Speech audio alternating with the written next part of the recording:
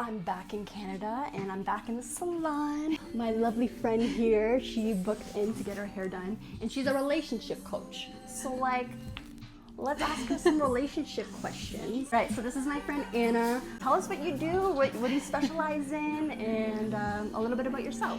Of course. First of all, I'm so excited to be here doing my hair with Mel. It's been 6 months and I've just been waiting for her, praying that she'll come back and do my hair. And here we are. I am a dating and relationship coach, and I specifically specialize in helping women who are anxiously attached work through their anxious attachment and become more secure in relationships so they can attract a secure partner. First question, what's the difference between a trauma bond relationship or a healthy relationship? Ooh, okay, such a good question. A trauma bond can masquerade as a healthy connection, and it's that kind of idea that you fall in love at first sight and you have this instant chemistry and it's so exciting, so intense, and that's what most people, especially in movies and social media, think that love is. And sadly, it's actually not that. When you have those butterflies, when you're anxious, that actually means that this person is triggering something in you.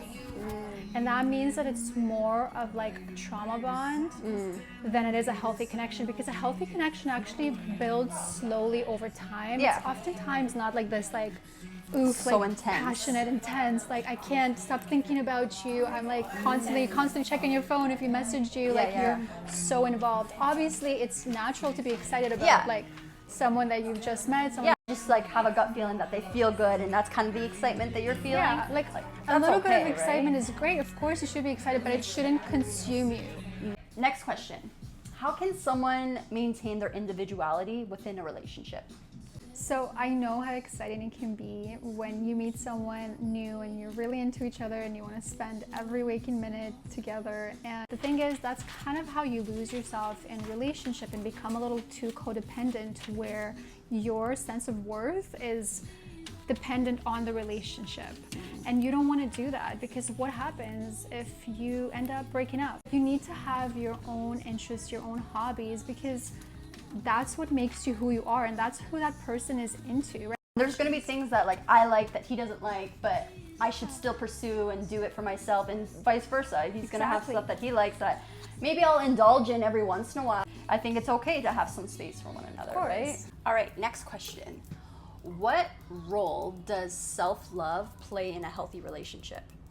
It's probably one of the biggest roles, because the way that you treat yourself is how you will allow others to treat you. So I think at the core of self-love is self-awareness. It's how well you know your triggers, your boundaries, the type of relationship you want to build, the vision.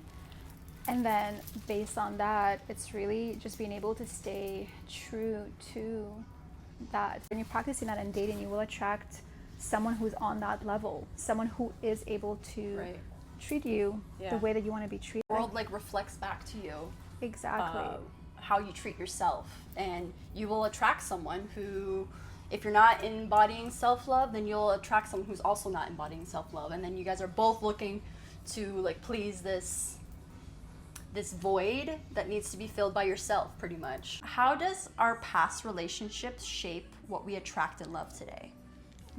Okay, a juicy one. If you haven't processed your past breakup or relationship, then you might end up projecting past hurt and pain onto your current partner.